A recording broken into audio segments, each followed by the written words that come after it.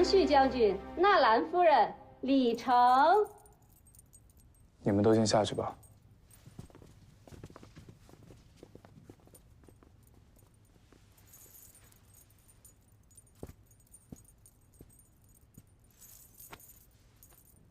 这是为何？不瞒长爷，其实我心中早已有了意中人。真是皇上赐我的好妻子。是谁借给你的胆子，敢这么羞辱常府？长爷无非有2种选择：一，向皇上和皇后告发我，让我受到违抗圣旨的惩罚，但此事关乎皇家的颜面，长爷这么做，对长家没有一点好处。2，长爷若是硬要了我，以我睚眦必报的性格，定会在皇后娘娘面前诬告你，让你常府终日不得安宁。长爷，我们有夫妻之名，但不能有夫妻之实。有意思，真有意思。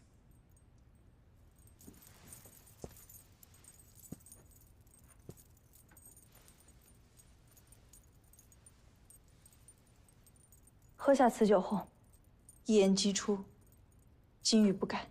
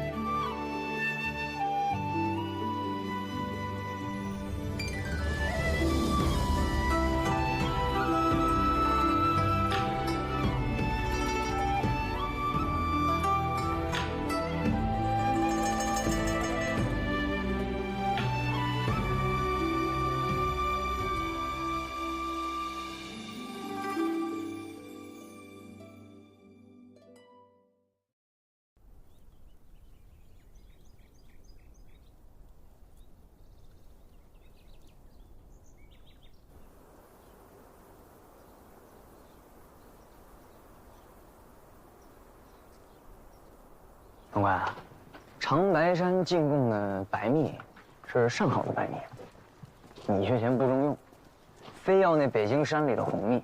这山里的红蜜啊，是只采山里红这一种花酿成蜜。山里红可是个好东西，能够健胃消食，而且还顺气。咱们皇上最近有点积食，胃口也不太好，但只要往菜上搁上这么一滴红蜜，就药食兼备。哇！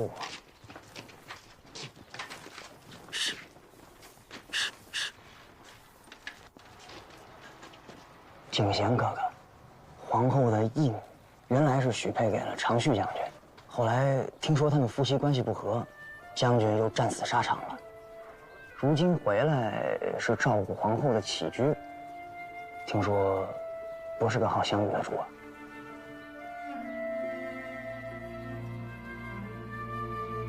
大胆！哥哥乃金枝玉叶，哪是你这个狂妄之徒能瞧的？我告诉你，这可是皇上御膳所需的食材，你要是弄翻了，可是要掉脑袋的。下官知错了，叨扰了金枝玉叶，还望哥哥恕罪。罢了，走吧。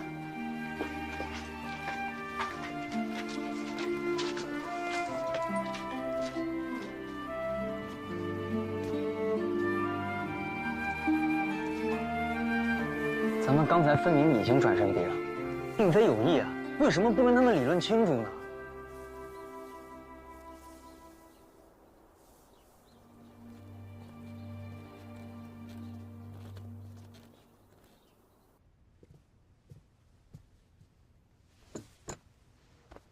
参见皇额娘，贤儿，快起来坐下，来尝尝这冰果子。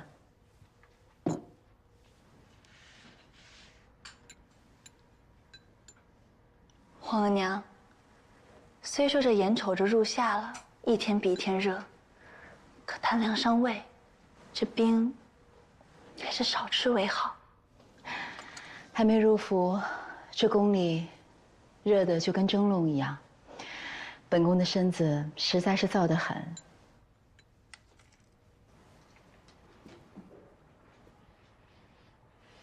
仙儿也是为了皇额娘的身子着想。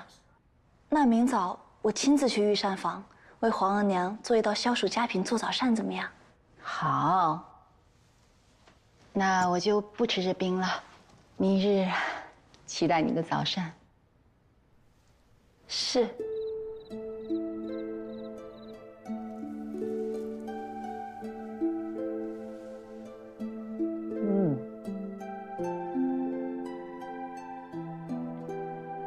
你这个素肉啊，果然是肉如其名，就像那个苏州小吊一样，那么酥烂，那么绵软，吃起来呢又糯又香。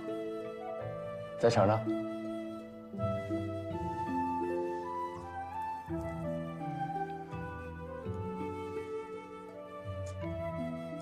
香浓可口，舌头回甘。这是因为加了那个山里红蜜的缘故吧？哎，吃起来真是有一股子山里红的甜香。闻见什么味儿了吗？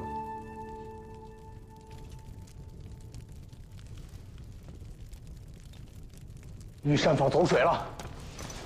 御膳房走水了！来人呐！快点！快点！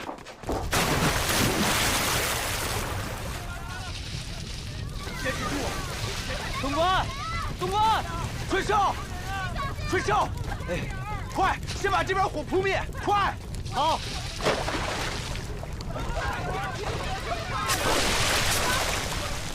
出水了！救人吧！快来人！快着点！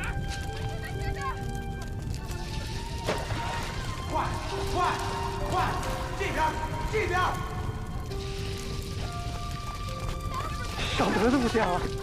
快点！仓库，不是在仓库。东关危险！东关！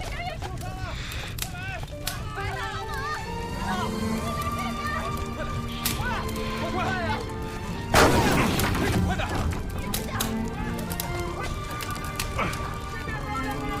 小德子！来了！东关，轻点！快！来，慢点。小德子，你醒醒！小德子啊！东关，你受伤了。快去叫太医！东关，这边再来2个人！这边！来了！小德子，你醒醒啊，小德子！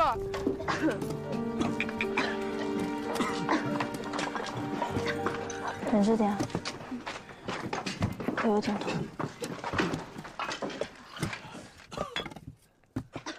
哥哥，皇后的消暑早饭怎么办啊？要是拿不出来，会不会算欺君之罪？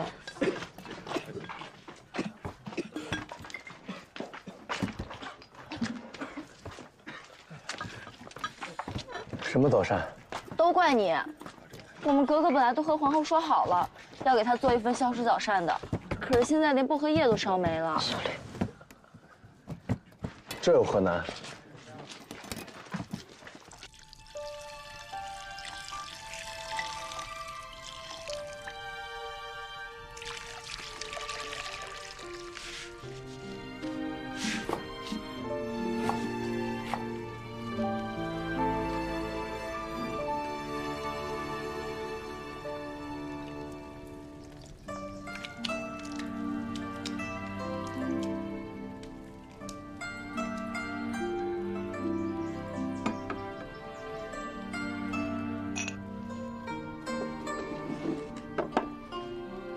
格格，这碗冰镇莲子百合粥可以代替消暑早膳，赶紧给皇后送过去吧。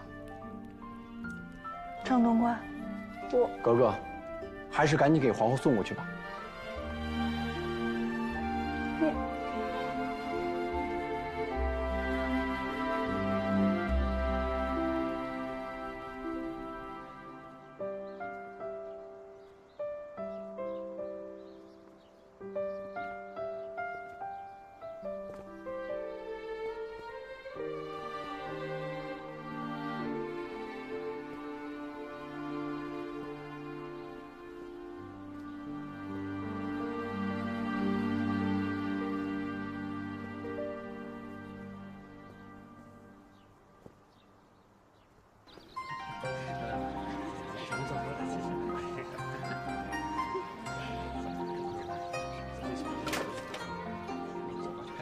景贤，景贤是你吗？东关，景贤，我娘最近不让我出来，我只能翻墙了。我说小姑奶奶，你这胆儿也太大了，你这万一摔着怎么是好啊？我还不是为了见你。哎，景贤，你慢点。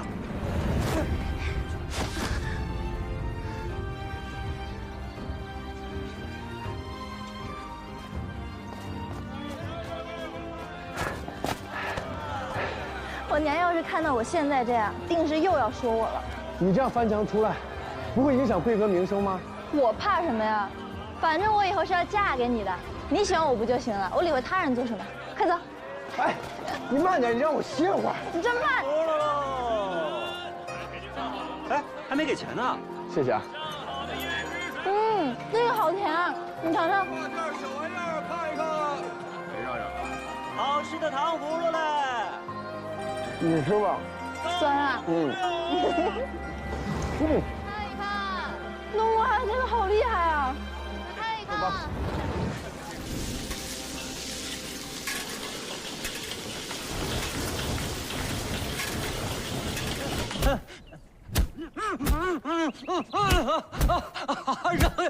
饶命啊，哥哥！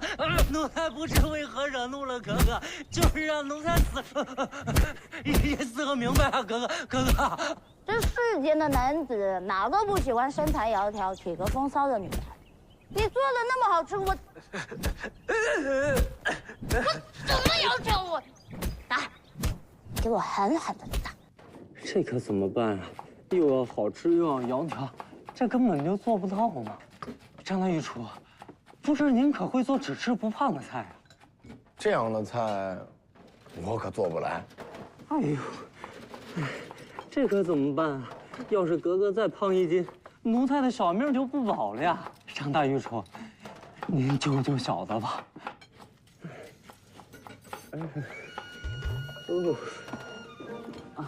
我有个办法。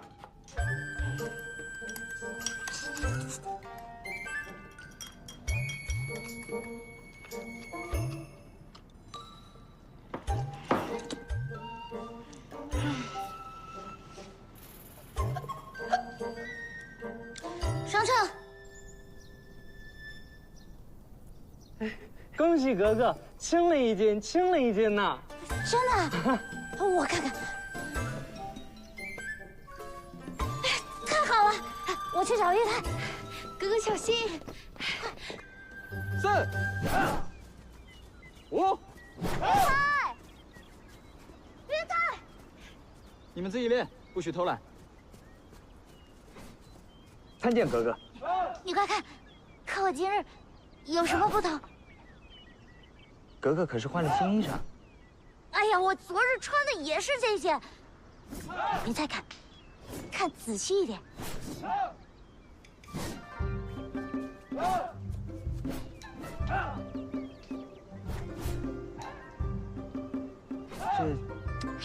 我瘦了1斤哎！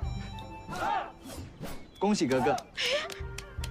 照这样下去，我很快就能得到三阿哥的青睐了。三阿哥对格格来说这么重要吗？当然了，能得到三阿哥的喜欢，是我最大的愿望。这必须的。张大人，安大今日怎么来御膳房了？我想跟你学做菜，做既好吃又能让人变瘦的菜。这世上哪有这样的菜啊？可你们不是帮婉珍格格做过这样的菜吗？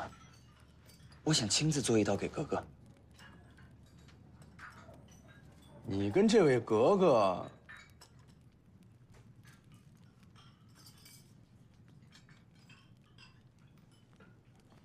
你们都先出去吧。是。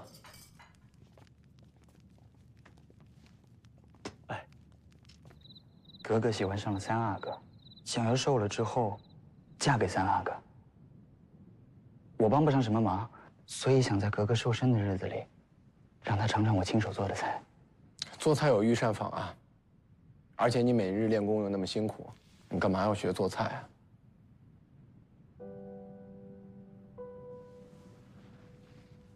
看来你是喜欢婉珍格格，但可我听说格格身格体胖。没有，不是这样的。格格虽然胖，但为人心地善良。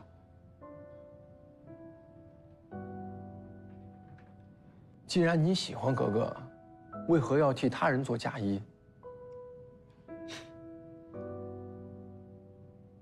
格格是什么身份，我又是什么身份？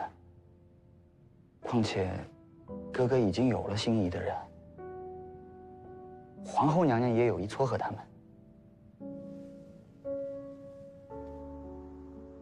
姐姐，坐。什么事儿啊？怎么神神秘秘的？景贤姐姐，你是皇后娘娘最喜欢的女儿，又是永璋哥哥最喜欢的姐姐，你可不可以在皇后娘娘和永璋哥哥面前，你替我说说好话？我呀，人微言轻，我能说什么呀？哎呀，好姐姐，好姐姐，好，婉珍妹妹求我办的事情，我一定给你办到。太好了，点心，快上菜。来了，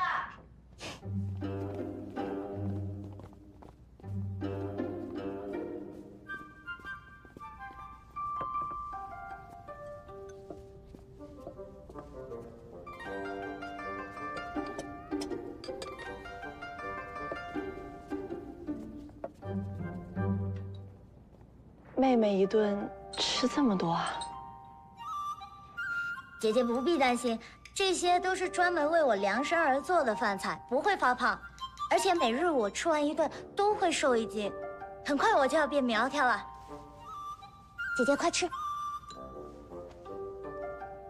这西湖醋鱼、红烧蹄膀，还有绣球鱼丝，吃下去不胖已经很奇怪了，若是还能瘦，岂不是天下奇闻啊？可是我每吃完一顿上秤，确实比以往轻了些。当真？不信你瞧。来人，准备上秤。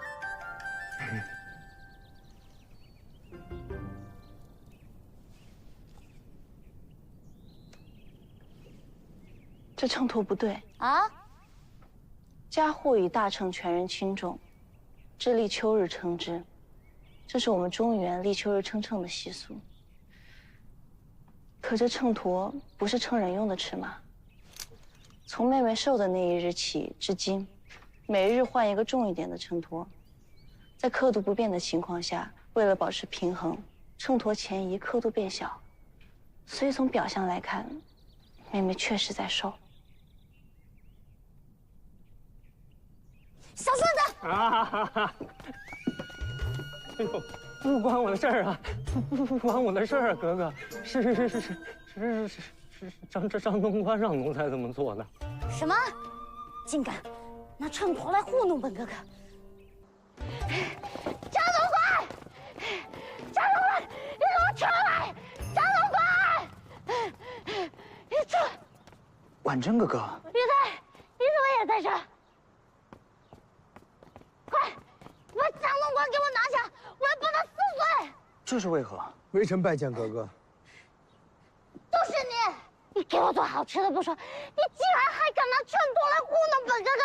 你害得我彻底以为我真的瘦了！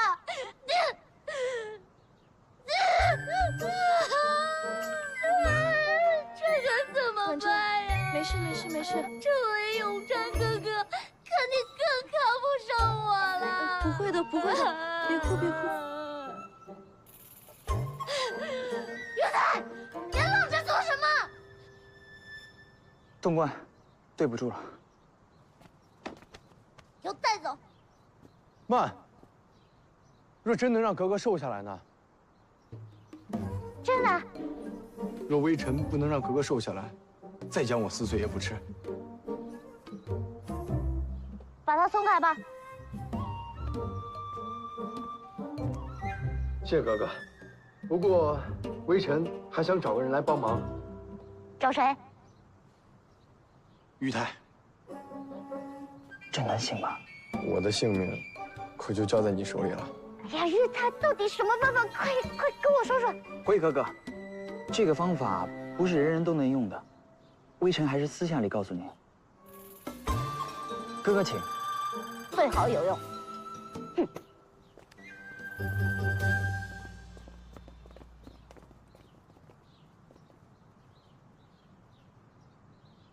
看来你想撮合他们俩。缘分是勉强不来的，只不过很多人都不知道自己到底想要什么。或许稍微推波助澜，也许就能促成一段姻缘。如果无缘，那也只能无奈了。东关，那你说我们是有缘还是无奈？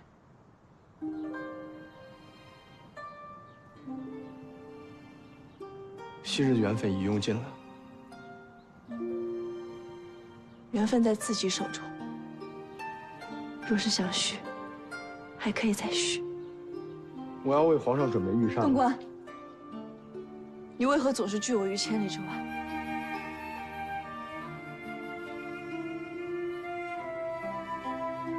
还请哥哥一步。好，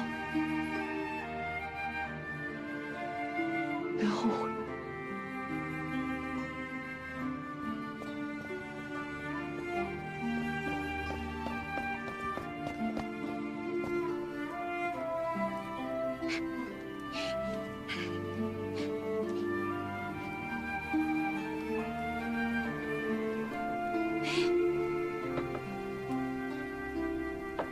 从今日起，格格的每一餐必须与我同吃。没关系，只要是吃的我都喜欢。那什么？请格格答应我，每吃一口必嚼100下再咽。啊？别吃东西要大口才好吃。也是，这3阿哥对格格本就无益，格格又何必自寻苦恼？啊，好，我嚼，我嚼。 100下。拉呀！拉呀！拉！起来的使劲拉！加把劲儿。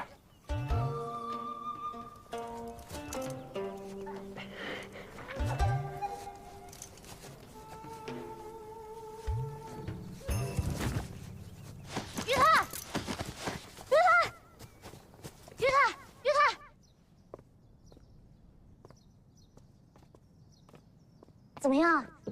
玉泰怎么样？格格放心，这位安达无碍，前期炎人中了暑，开服清热的药方就好。啊，你怎么样？辉哥哥，我没事儿。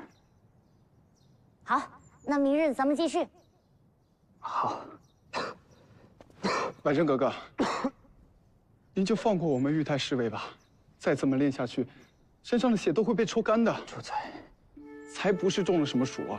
玉泰侍卫不仅每天要陪阿哥们练拳，还要陪您消耗体力，何况吃的都是一些清汤小菜，旧伤未愈，留下的病根都还在。是玉泰侍卫不忍心让您知道自己病重，才特意嘱托的太医跟您撒了个谎。您倒好，人都倒下了，您还不放过。小身子，你怎么不早说呀？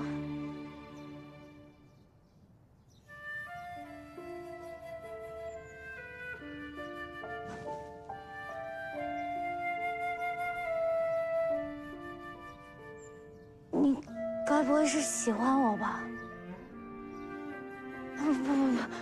不，你不可以喜欢我！不，你怎么可以喜欢我呢？哎呀，你不能喜欢我！哎，格格，哎呀，哎，格格，格格慢点儿！哎呀，格格。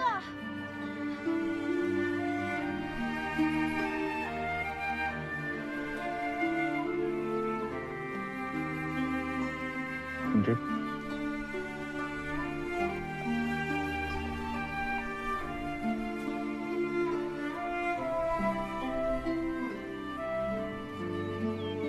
婉珍哥哥，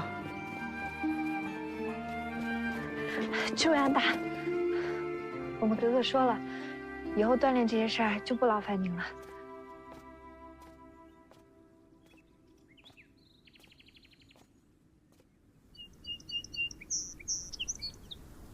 喜欢我不喜欢我，喜欢我不喜欢我，喜欢我不喜欢，不可能！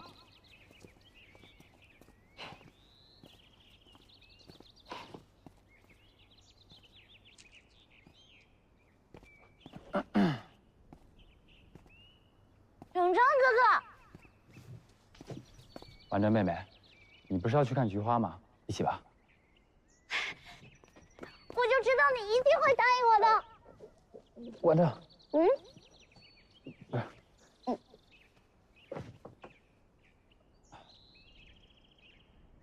那你到底喜不喜欢我？我们关外女孩可是很直接的，你可不要因为我的直接而拒绝我。喜欢。哎，对了，你不是要去看菊花吗？我陪你去吧。走吧。婉珍哥哥，男女授受不亲。哎呀，我们关外女孩不懂这些。不过你要是不好意思，我离你远一点，但你心里一定要想着我。当然。那走吧。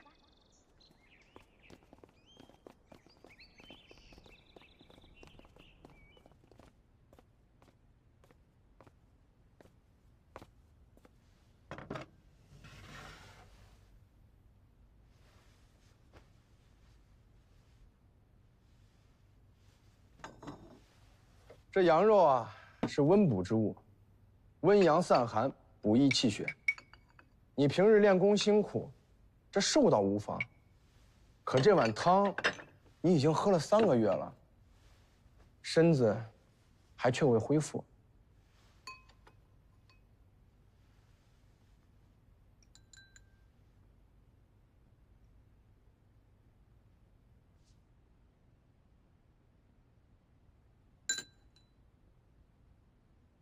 我忘不了他。感情这东西啊，是勉强不来。说来可笑，就像这碗浓烈的汤，你不情愿接受它，你就算喝得再多，也只能像白水一盏，毫无意义。失去很痛苦，痛苦又有什么用呢？那个人的心不在你身上，就不知道你的苦和你的痛。你的痛苦在别人看来就是个笑话。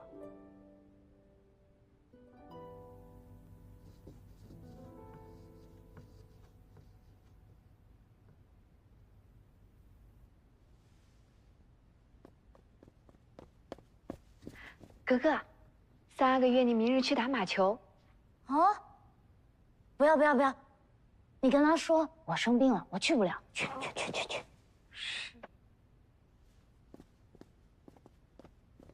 3阿哥约妹妹去打球，妹妹还不去，这是怎么了？姐姐，坐，姐姐。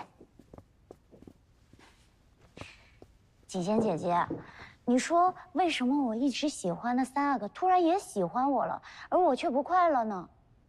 哪里不快乐啊？我在他面前得时时刻刻的留意着什么规矩，还不能发脾气。只要我有一点做的不好，永章哥哥就半天都不理我。虽然以前也是这样，可是我现在就是不开心。那看来，你还是不喜欢3阿哥的。你说，玉泰要是能长得像永章哥哥一样，那该多好啊！玉泰对我最好了。你喜欢玉泰啊？才没有！我怎么可能喜欢上一个安达呢？我们只是朋友。哦，那你是嫌他只是个安达？哎，也没有，我就是喜欢像永章哥哥一样英俊潇洒的男子。英俊潇洒能让你看着就心满意足，但是你快乐吗？你想想啊，之前你和玉泰在一起的时候，每天快乐都飞起来了，但是现在呢？你能躲得过今日的骑马射箭，但以后你们成了婚，他天天约你去骑马射箭，你怎么办啊？啊？那我得好好想想。三阿哥当真要娶婉珍格格？那能怎么办呢？师父说我将来是要继承天下的人，婉珍格格身后的势力必不可少。就先这样吧，将来我要是遇到了意中人，可以纳为侧福晋，独宠丹房，当她不存在就好了。可这样对婉珍格格岂不是？她一个好好的姑娘，我又不愿伤害她。你怎么可以这样？放了！媚主的东西！来人，给我带走！带下去。是。走，走。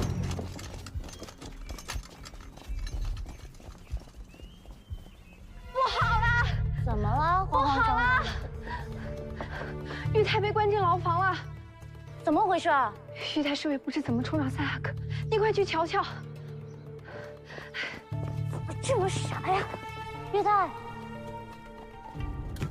玉泰，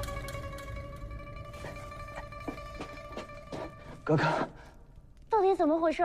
你为什么会去冲撞三阿哥？格格，你听我说，三阿哥不可靠，他只想利用你背后的势力，并非真的喜欢你，你千万不要被他骗了。真是个大傻瓜！你放心，我绝对不会让你有事的。格格，格格，皇后娘娘，皇后娘娘，婉珍参见皇后娘娘，见过锦仙姐姐。怎么了？慌慌张张的。婉珍斗胆求您一个恩典，求皇后娘娘放了玉泰。怎么了？而且这次，我才知道自己心里喜欢的是谁，所以还求皇后娘娘能够成全我和玉泰。你和玉泰两情相悦，本宫又怎能棒打鸳鸯呢？这样吧，本宫收玉泰为义子，这样一来，你们便是门当户对；二来，你的阿玛也能够放心了。谢皇后娘娘恩典。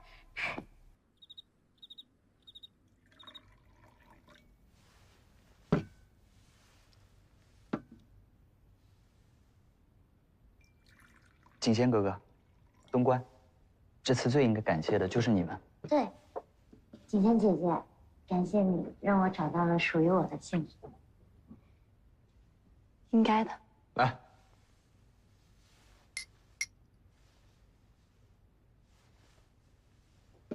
哎呀，我已经近3个多月都没有吃到这么好吃的东西了，我就不客气了。尝尝这个，你吃吧。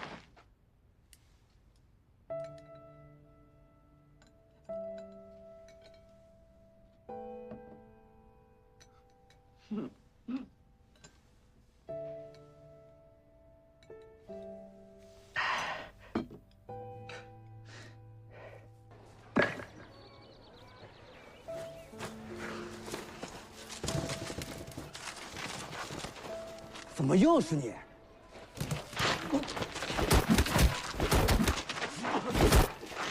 夫人，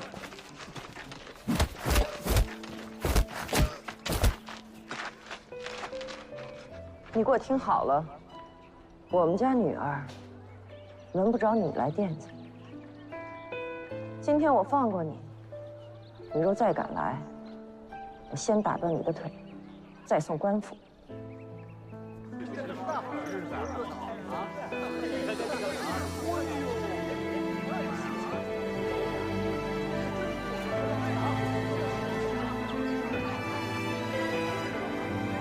恭喜纳兰夫人，令爱找到了一个好归宿，美人配才子，真是绝配呀！绝配！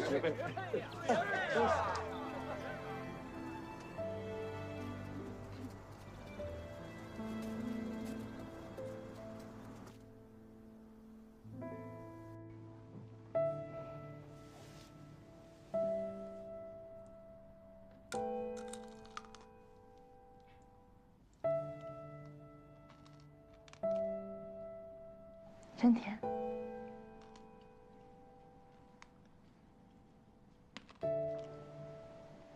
东关，刚好有些话想跟你说。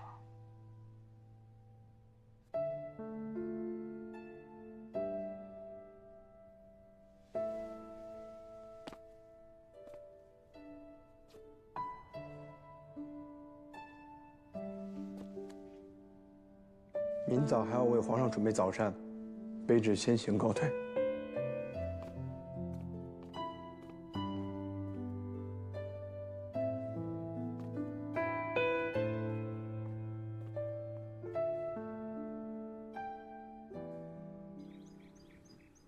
皇后娘娘万安，景贤格格吉祥。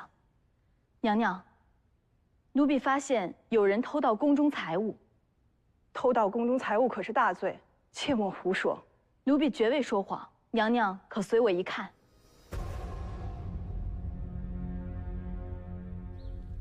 我站住！陛下，你要干什么啊？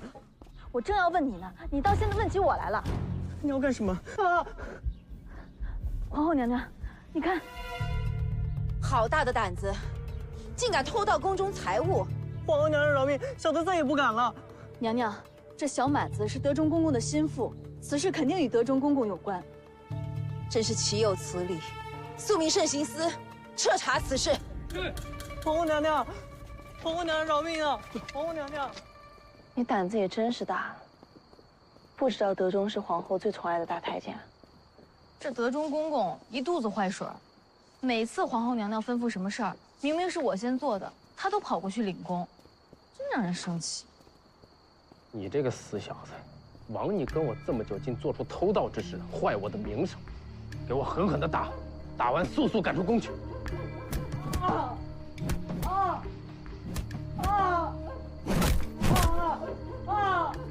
拖出去！慢着！公公倒是撇得干净，他就是一个小太监，不过是个跑腿儿。如果不是听了你的指使，真敢做出此事。姑娘，这红口白牙说话是要拿出证据，是他被抓又与我何干呢？带下去。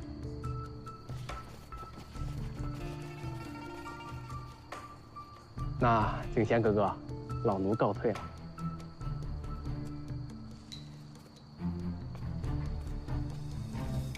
许久没有见到皇上这么高兴了。马家大将军入川10载，历时5年剿匪成功，替朕除去了心头之患，朕岂能不高兴？皇后娘娘，宫女倪君到啊。这就是马家大将军的女儿倪君。哦，奴婢拜见皇上、皇后娘娘。你把头抬起来。谢皇上。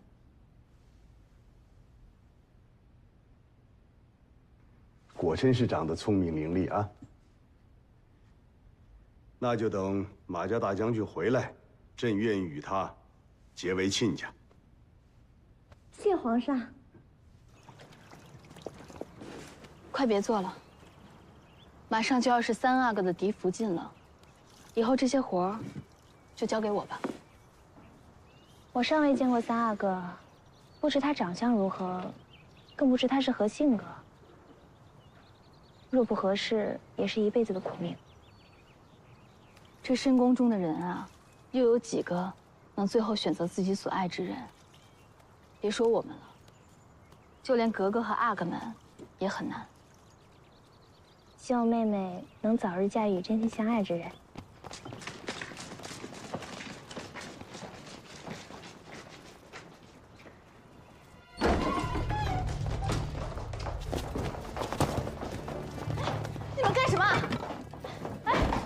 君姑娘，哎，你们干什么？皇后娘娘欲赏赐姑娘，却发现翡翠如意丢失了。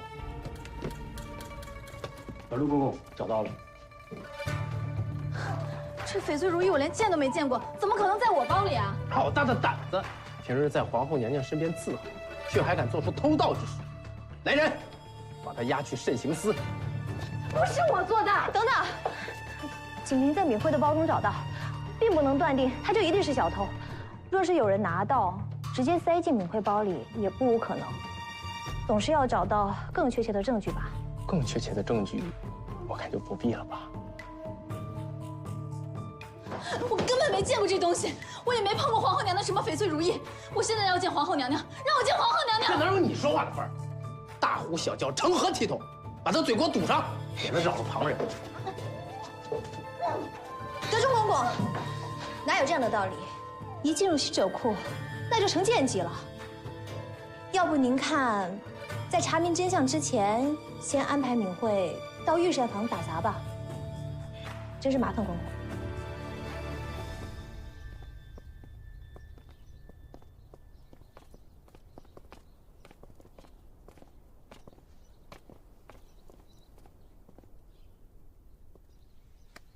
格格吉祥。听说敏慧去御膳房当差了。是的。敏慧这姑娘品性不错，偷盗之事定是有所误会。在御膳房当差，你能帮忙照顾着点儿，也不会太辛苦。我是想照顾，但他拒绝了。看来他绝非匠心俯首之人。这样啊。格格还有什么吩咐的吗？在下先告退了。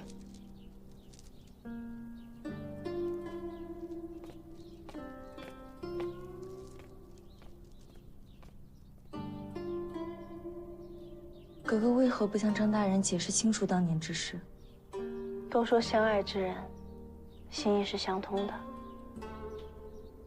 我已经努力向他靠近了，但是他却毫无回应。也许这么多年，一直是我一厢情愿罢了。再说，我是寡居的格格，他是皇上喜爱的御厨，在这宫中，若稍有差池，我可能会害了他。停下，停下！从玉泉山运来的兵，请张大人过目。得，都运去兵窖吧。顺子。是。我刚说的这些东西，小心点。不必要。怎么落下一个？赶紧扔掉！怎么这么不小心？哎，别扔啊！这好不容易运来的兵，你们不要多可惜呀！给我吧。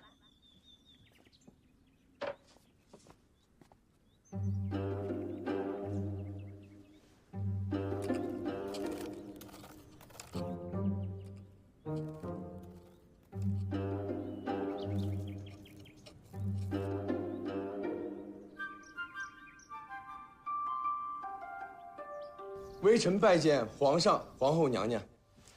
免礼。刚才朕接到奏报，马家大将军将得胜凯旋，朕预设宴席，好好款待这些将士们。他们为我西南边疆的稳定立下了赫赫战功，宴席一定要精心准备，不可怠慢。张御厨，今日白露，秋燥得很，将士们征战归来，旅途劳乏。加上这宫中的礼仪规矩又多，希望食物能够清凉爽口，滋阴解乏。恭喜皇上、皇后娘娘，微臣定竭尽所能。行了，快去办吧。晚宴开始前，运兵车还能赶到吗？怕是赶不来了。哎呀，这可怎么办啊？这些菜都好了。敏慧，张大人，兵窖里的兵不够用了。你有什么办法吗？那我也没什么办法呀。你会雕兔子，也一定会雕冰碗吧？雕冰碗，那还不容易。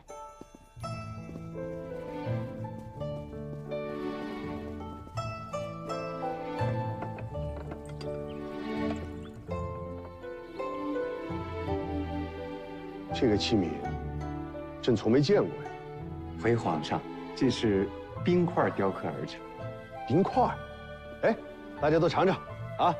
谢皇上。什么样的御厨能做出此等佳肴？佩服，佩服！传张御厨。是。传御厨张东官觐见。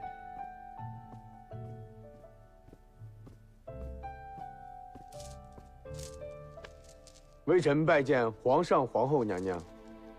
张御厨，这冰碗，朕可从来没见过呀。启禀圣上，这冰碗晶莹剔透，外形美观，又可冰镇菜肴，一举两得。是你的主意？回皇上，此菜并非微臣所为，而是要归功于一个叫敏慧的宫女。敏慧？哪儿的宫女啊？朕倒想见见她。她原是皇后娘娘宫中，因为被指认偷东西，被贬到御膳房做苦工。但微臣认为，敏慧她并非是偷盗之女，还请皇上明鉴。皇后，可有此事？皇上，臣妾从未听说过此事，想必其中定是有些误会吧。传敏慧。传敏慧觐见。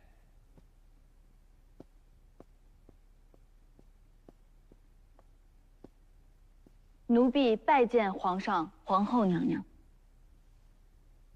听张御厨说，这冰碗是你的主意？回皇上，冰碗是奴婢做的。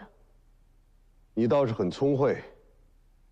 如果能够重回储秀宫，伺候皇后的饮食起居，倒也是件好事。皇后以为如何呀？多谢皇上，敏慧人如其名，果然聪慧。谢皇上、皇后娘娘。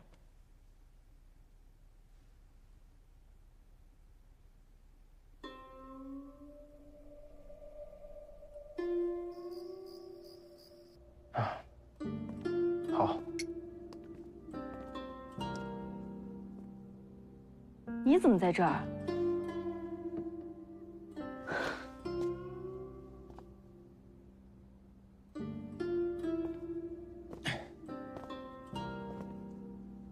格格吉祥。都坐吧。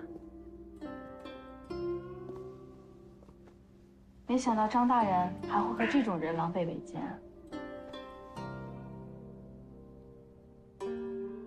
敏慧，你总觉得自己受了委屈是正义的，你可知道德忠公公的难处？他会有什么难处啊？敏慧，你仔细看看德忠公公。怎么，你想告诉我说，他是一个清正廉明、赈灾济民、两袖清风的人？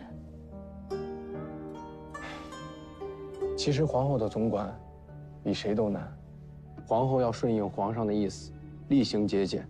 她手下的宫女支出和补贴娘家的费用，给他人的赏赐，赈灾救济，这哪一样不花钱？皇后娘娘捉襟见肘，她又能跟何人说呢？只有公公知情，又心疼皇后娘娘，这皇后娘娘才托德忠将她的个人珠宝首饰卖向宫外，才换些银两回来。你以后遇到任何事情，定要想想其背后的原因，不要太冲动了。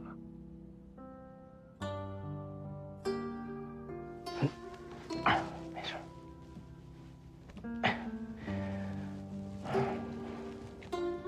敏慧姑娘，之前的事情实在是对不住了。德忠公公，敏慧也给你道个歉。好了，都快坐下吧。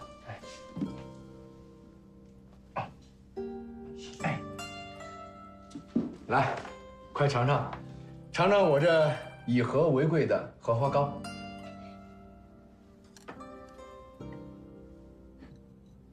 公公，哎呦，谢谢敏慧姑娘。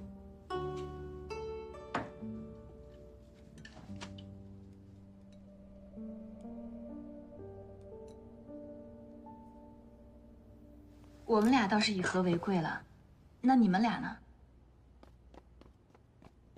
张大人，皇上晚上批奏着饿了，要吃酥造肉，赶紧来做呀。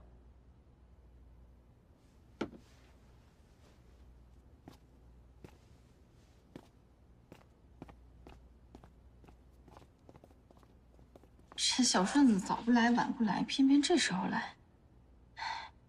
格格，你吃点吧。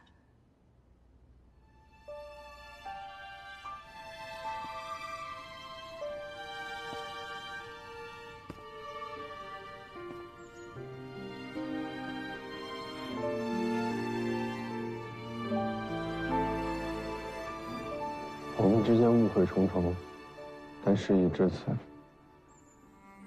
无论我们谁再往前多走一步，那都是万劫不复的深渊。从今往后，你当你的格格，我做我的御厨。缘分已尽，愿格格安好。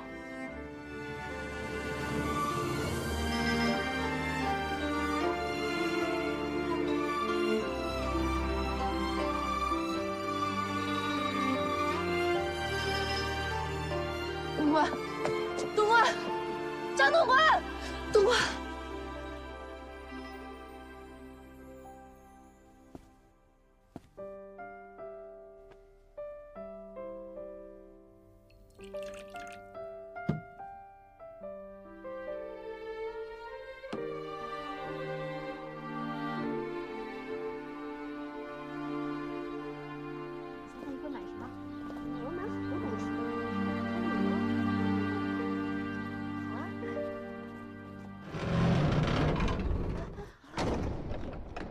我看今天谁敢走？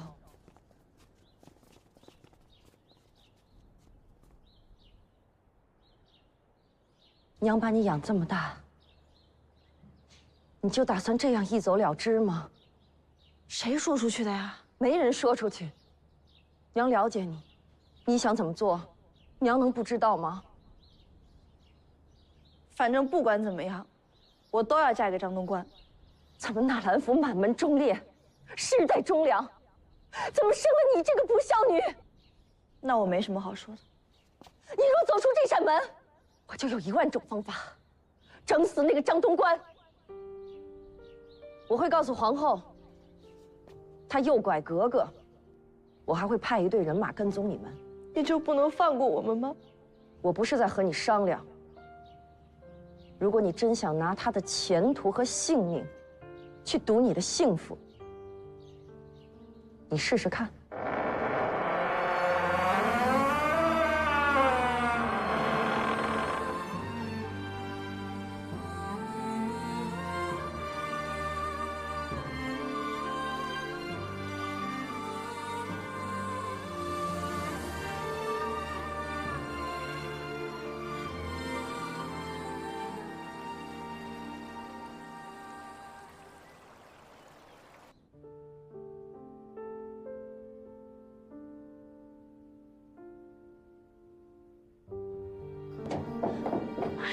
哥，咱回去吧，还是？张东官，张东官，你出来！东官，格格，您的叫喊声恐怕这宫里的人都听见了，您快歇歇吧。你把张东官给我叫出来！这张大人今日不当值，早早的就出宫了。出宫了。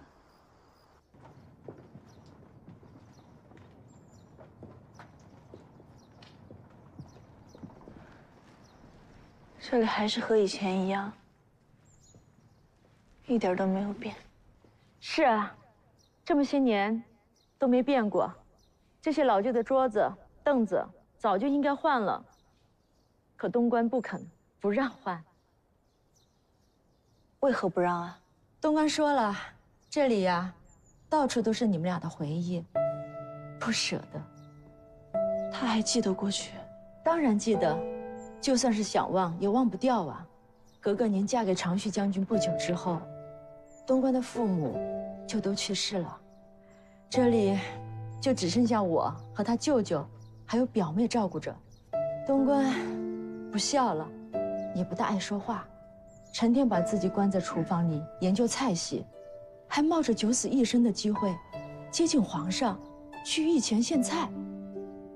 哥哥，您知道这一切都是为了什么吗？为了什么？只有成为皇上的御厨，才有可能有机会见到你。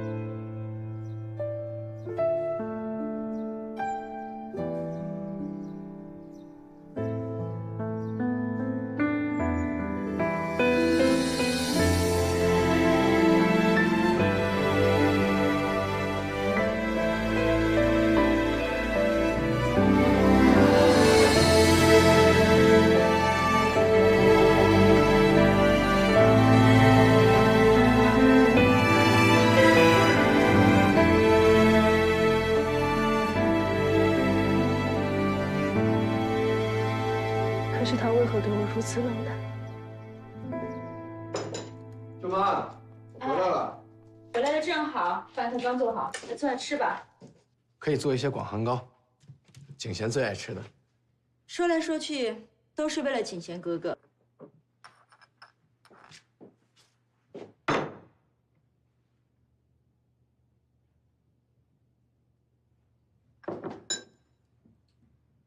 你怎么什么事儿都自己做主，不和我商量？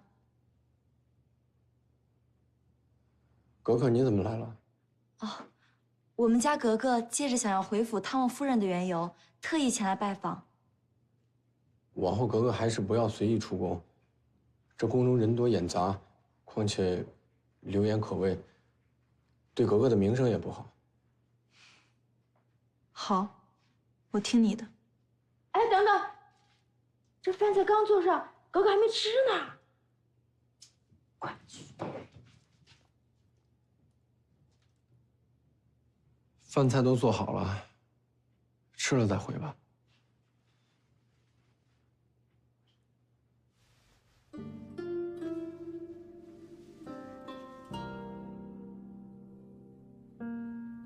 晚些我送你回去。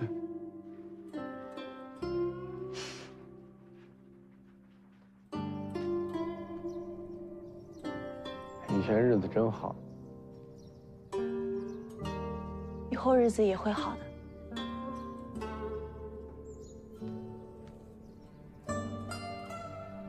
真没想到，你会为我做那么多事情。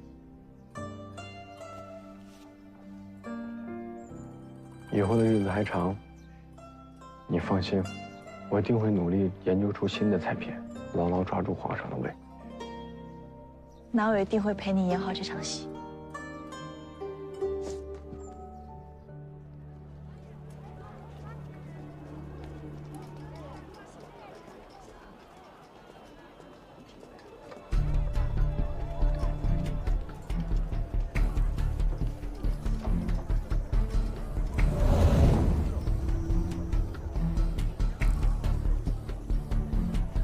怎么了？我看到长旭了。长旭将军不是死了吗？我不会看错的，一定是他。小二，再来盘酱牛肉。来嘞！您画像中的人，我四处打听，都找遍了，实在是找不到。你是张东官吗？嗯。有人让我把这个给你。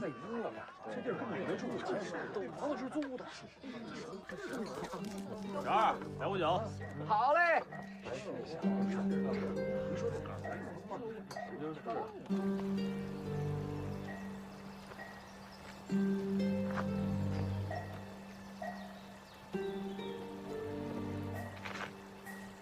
你是张东官吧？是。你是长旭将军，你认得我？我看过你的画像。为何满大街的找我？想看看你是否活着。你看到了，我还活着。你好端端的活着，为何要消失，置景贤格格于不顾，让他独自在宫中守活寡？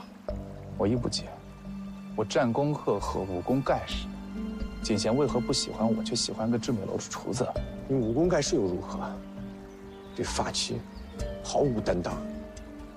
若我这次回来，要带景贤走的。我不会让你这么做的。若我偏这么做了，我定拼死阻拦。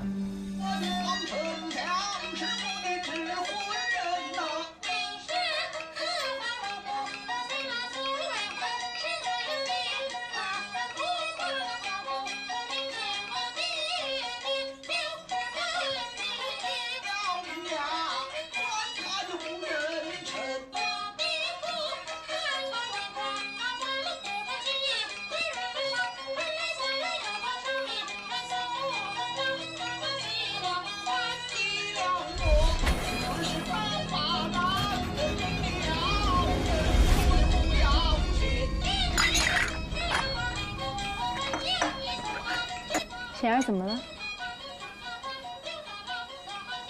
昨夜着凉，赶来风寒，身子有些不适。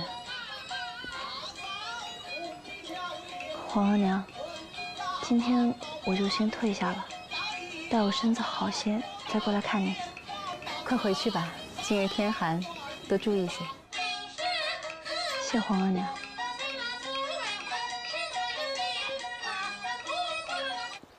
我从小跟随一位墨家师傅长大，他不仅教我武功，还教我制造兵器。长旭哥哥，你在干嘛呢？来，你看我这把长枪做得如何啊？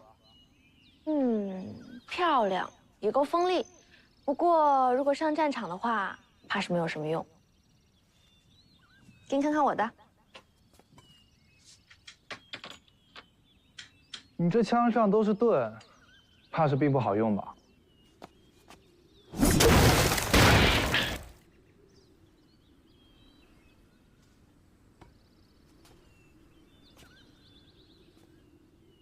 我在这个枪里面装了炸药，只要碰到开关就会爆炸。怎么样，杀伤力够大吧？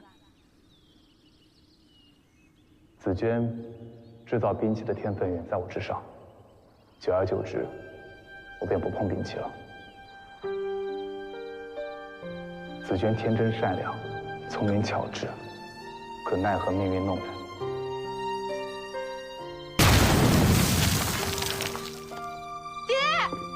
师傅！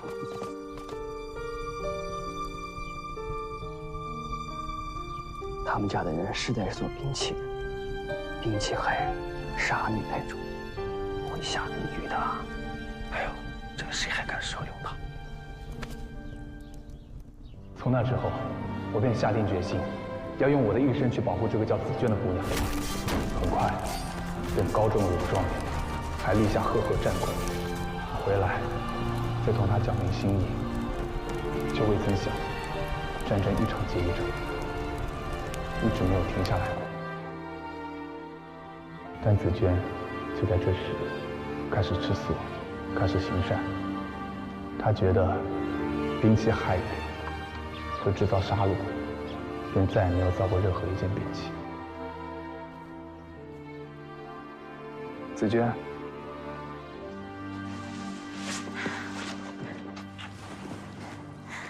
长旭哥哥，你回来了。紫娟，皇上赐婚，让我去景贤哥哥。那是好事儿。真的希望我娶景贤哥哥。哥哥若是娶妻，我不是也能再多个亲人了吗？那好，我若成亲，你一定要来。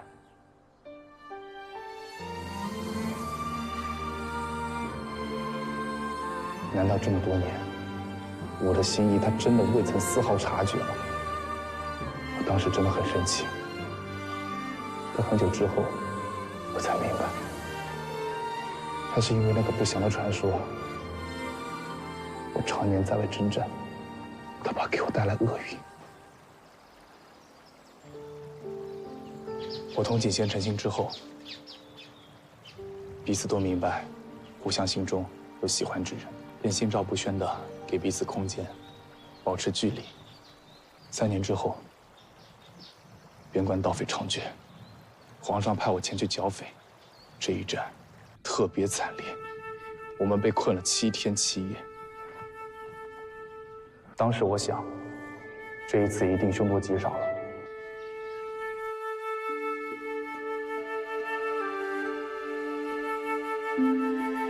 小姐，长训将军的部队被围困在人油谷，九死一生。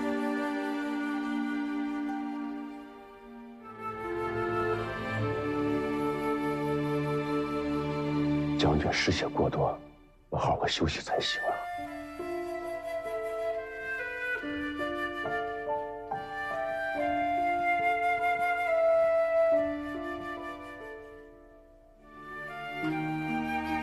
啊！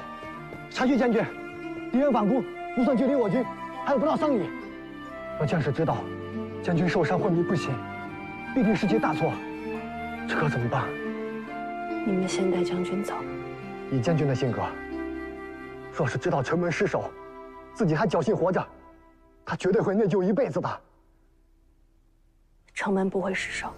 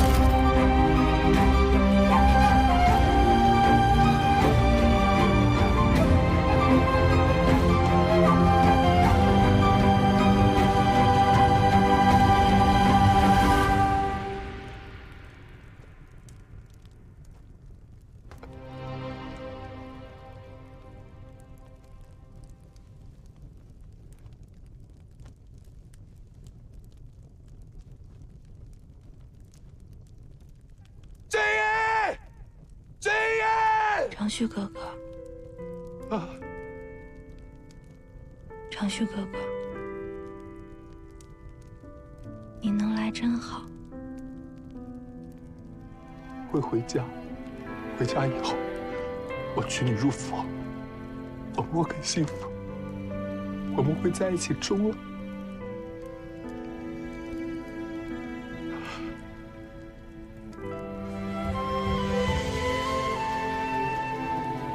子娟，子娟，子娟。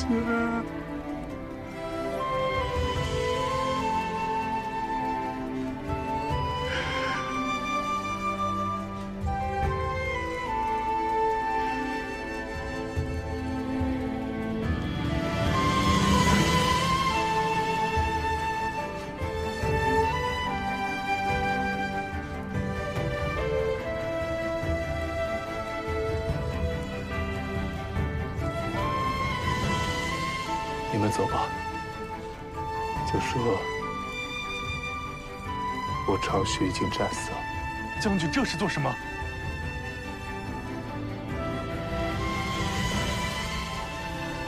你们走不走？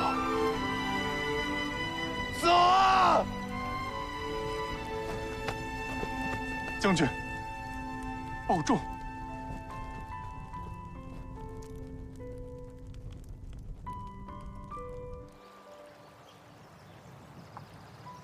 子娟是为我而死的，偶然间发现了他的手札，他希望有朝一日能把墨家的兵器图谱给毁掉。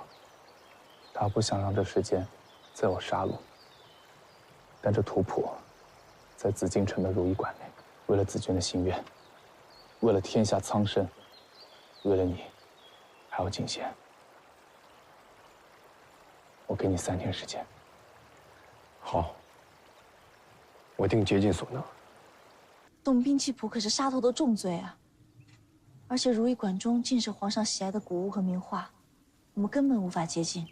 那我也得试一试，虽然只有3天的时间。那我也去想想办法。好。张大人，张大人，您平时可很少和我们如意馆的来往，您今日这是？啊，我这多做了些点心，正好今天顺道路过，大家都尝尝吧。啊，那就多谢张大人了。我这最近啊，迷上些书画，小画师不知能否行个方便，让我开开眼界。这正好我师傅也不在，你赶快进去吧。不过千万要小心，别让我师傅发现了。放心。还愣着干什么？赶紧过来尝尝呀！这可是张大御厨做的，一般人没这口福呢。来，尝尝，快快快！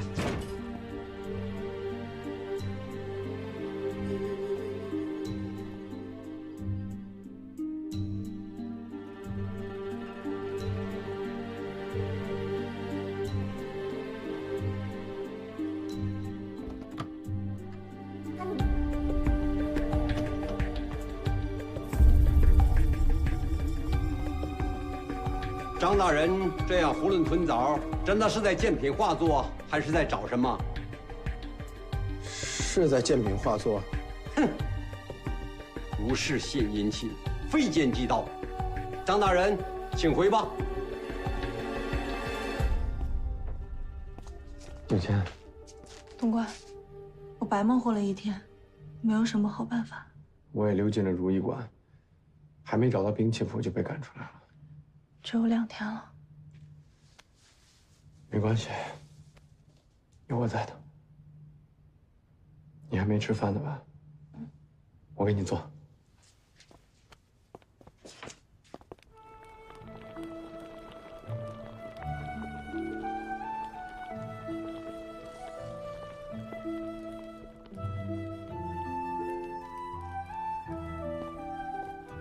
这闻着味儿就知道是张大人在做菜了。见过哥哥。文公，要不来一碗尝尝？不敢，张大人给格格做的菜，老奴怎敢吃呢？公公，这不让您白喝的。我和景贤想拜托您件事儿。对，有任何需要还可以找我们。最近这如意馆的画师技艺日渐精湛，来，打开给皇后看看。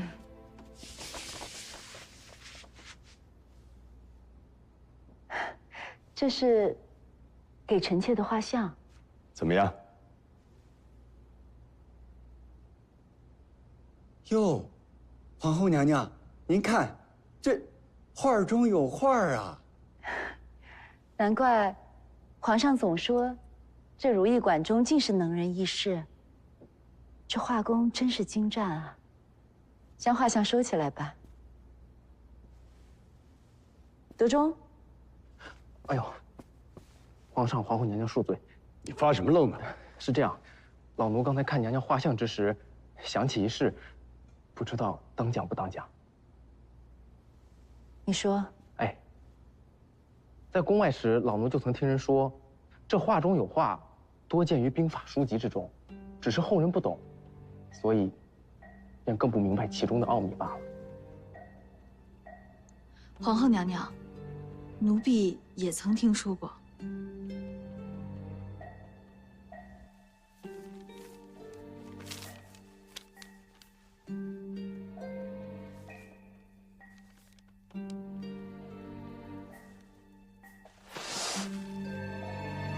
这画中有画，朕怎么就看不出来呢？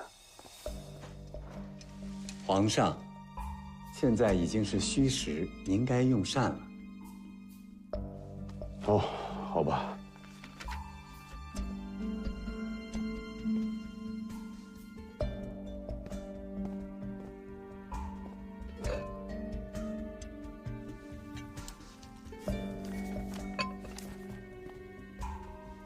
皇上，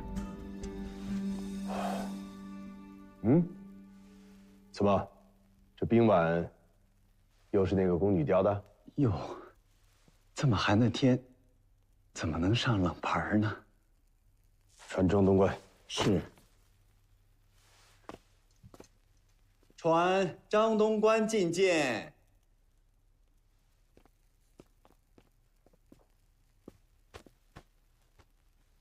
微臣拜见皇上。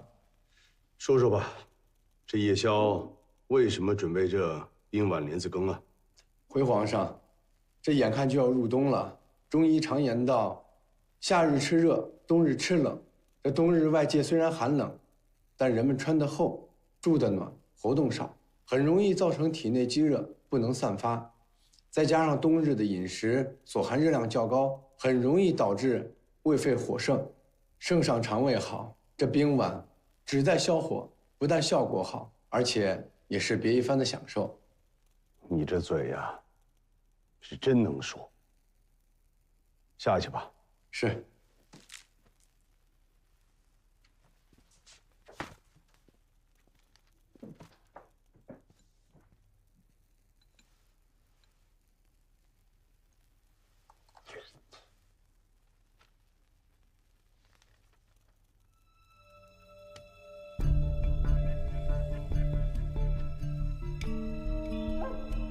哟，皇上，这，哟，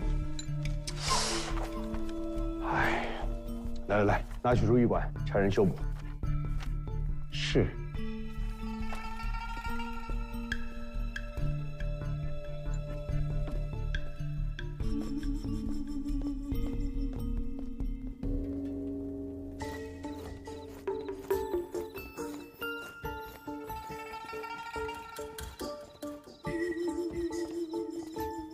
公公，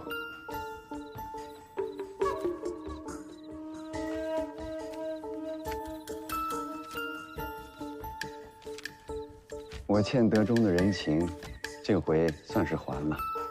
不过这可千万不能出现任何纰漏。谢谢公公，请公公放心。张大人又去外出采购啊？是啊，走吧。多谢啊。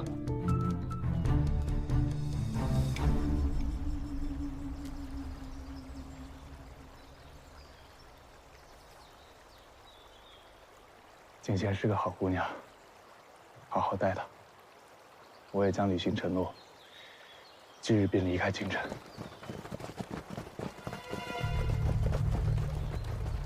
你们好大的胆子！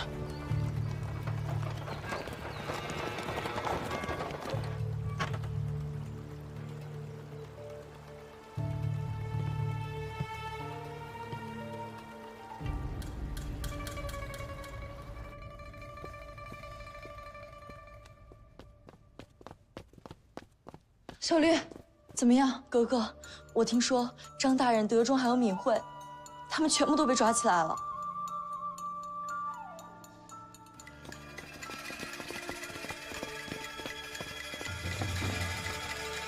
皇额娘，霞儿知错了。发生了什么事啊？你们先下去吧。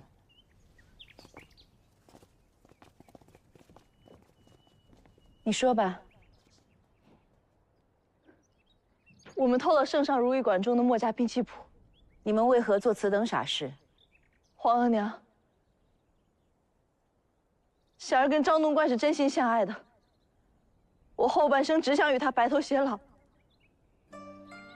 其实长旭并没有死，但是他一直有一个深爱的人，他想帮他心爱的姑娘完成遗愿，毁掉墨家兵器谱，所以我跟都是我的错。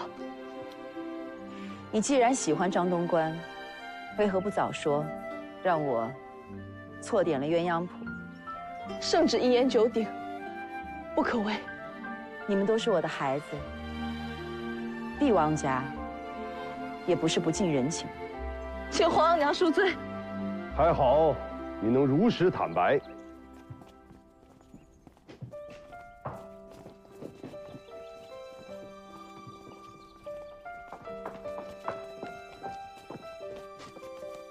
真没有想到，在这深宫之中，居然有如此真情，你们能互帮互助，朕甚是欣慰。长旭，既然你执意不愿意留在京城，朕也不勉强你。不过朕希望你能为朕培养一支骁勇善战的军队，为国家效力。至于景贤嘛，自我大清开朝以来，还没有格格嫁给汉人的先例，所以朕只能对外宣布你薨了。你是否愿意以平民的身份嫁给张东官呢？我愿意。谢皇上恩典。谢皇上恩典。行了，都起来吧。谢皇上。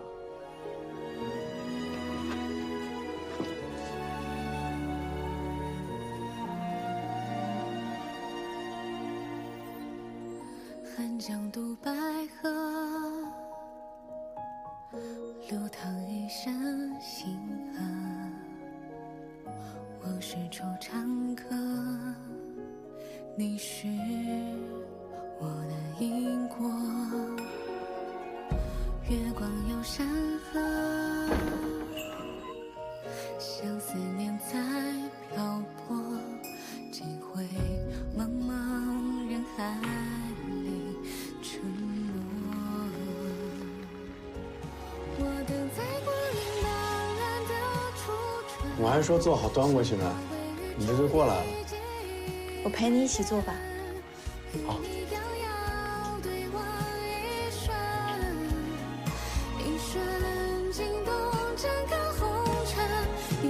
小路是千山层层，叫我拦在没有你的黄昏。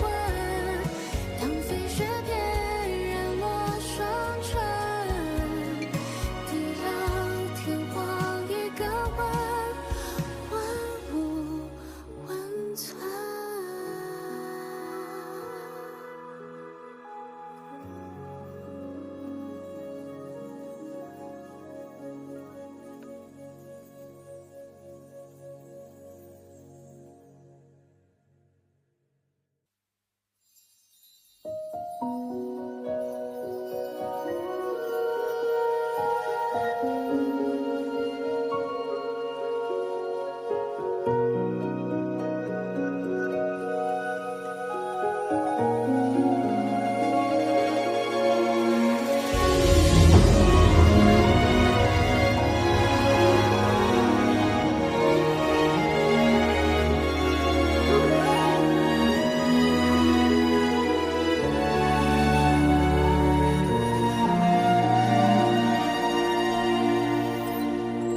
汉江渡白河，流淌一身星河。我是惆怅客，你是我的因果。月光有山河，像思念在漂泊，几回茫茫人海里沉默。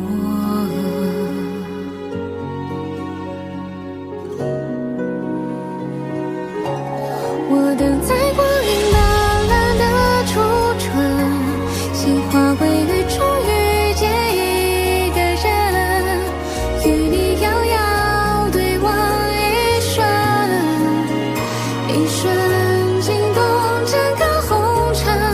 也许前路是千山层层，将我拦在没有你的黄昏。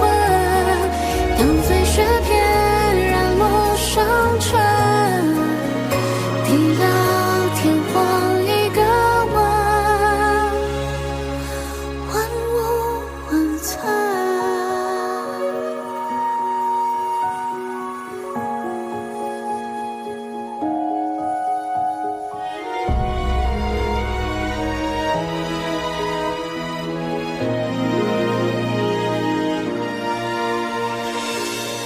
长空云影过，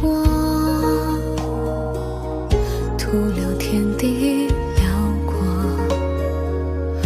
我想起很多杯酒倒映寂寞，心事如琥珀，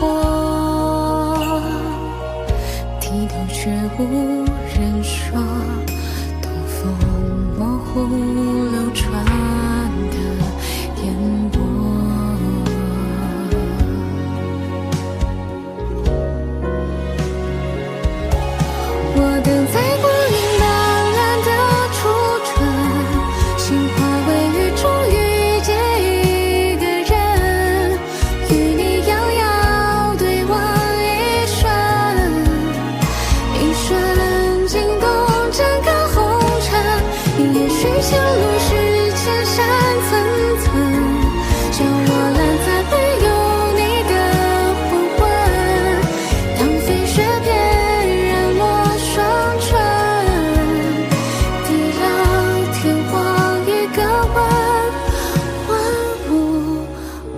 寸。